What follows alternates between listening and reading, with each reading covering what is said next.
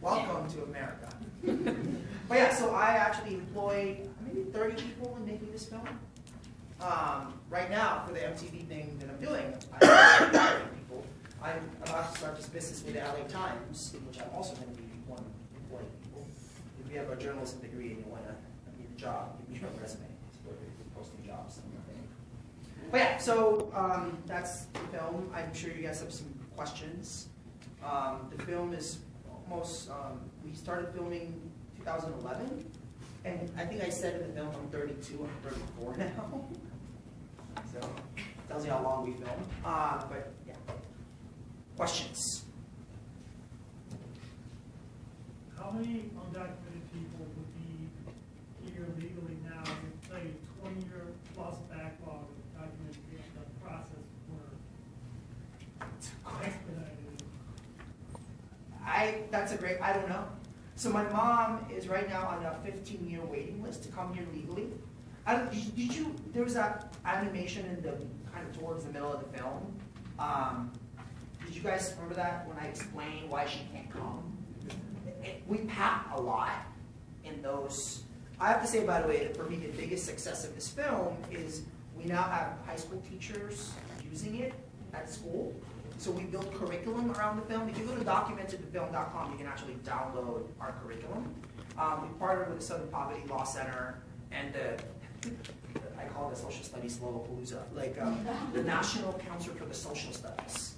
So we're piloting a curriculum because the film, you can cut it into pieces, right? Like I just found out 2 weeks ago that a police force in New York is using the scene where I talked to the drunken dude in Alabama to talk to cops about, isn't that interesting? To train cops to talk about immigration. They're showing that scene with the drunken dude.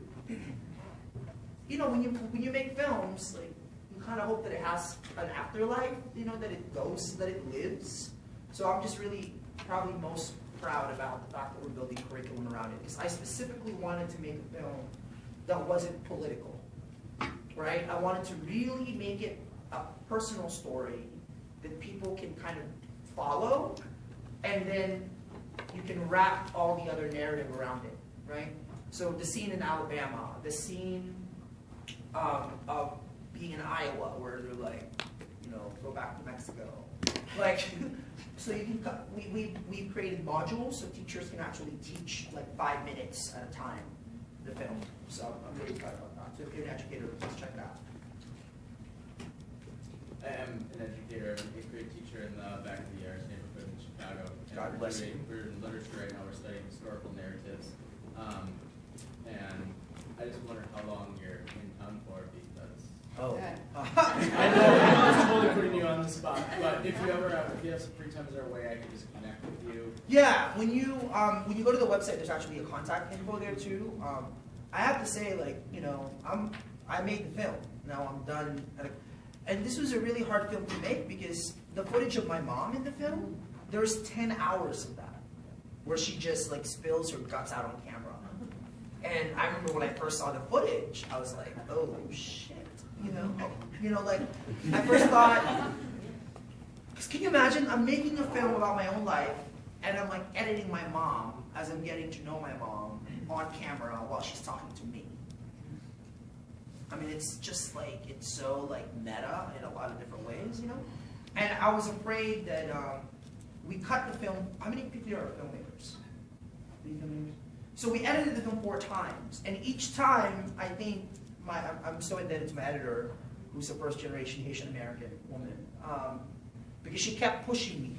She kept saying that I was playing it too safe, that I wasn't revealing too much. Like, I don't know if you remember in the film the scene when I find out that I don't qualify for the deferred action. So the first cut of the film, I find out that I don't qualify, and then it fades to black, and you see the president. You don't see me break down. I was like, I don't want to show you that, like, you know. And then the scene about Facebook, right? Like, I really went back and forth about, what do you mean you don't want to accept your mother as a friend on Facebook? And it sounds silly, but it tells you like the level of like what happens when you separate people, and like, you know, the film is not easy. It's a very, as a filmmaker and as a writer, I think I always gravitate towards the gray area, and I wanted to make a very gray film. I wanted to make a film full of ambiguities, right? In which, you know, I remember we did a screening at a festival, and the guy said, you know, I liked you in the beginning of the film, and then when your mom showed up, I really hated you. Why did you, he was like, why did you do that? And I'm like, because it said directed by Jose. Like, what, I want to make a film about how awesome I am? How stupid is that? You know, like, if you're going to make a film, you better go all the way or don't make it at all. You know, if you're going to make a film all about, it's so interesting too, because I had so many filmmaker friends who were like, you can't make this film about yourself. Because I guess they were afraid that I wouldn't be willing to go there. And I actually think that I don't think a filmmaker would have made a film as hard on me as I did. I think another filmmaker would have made it a little bit more, you know, like I just really wanted to make a messy film, emotionally, and I think we accomplished that.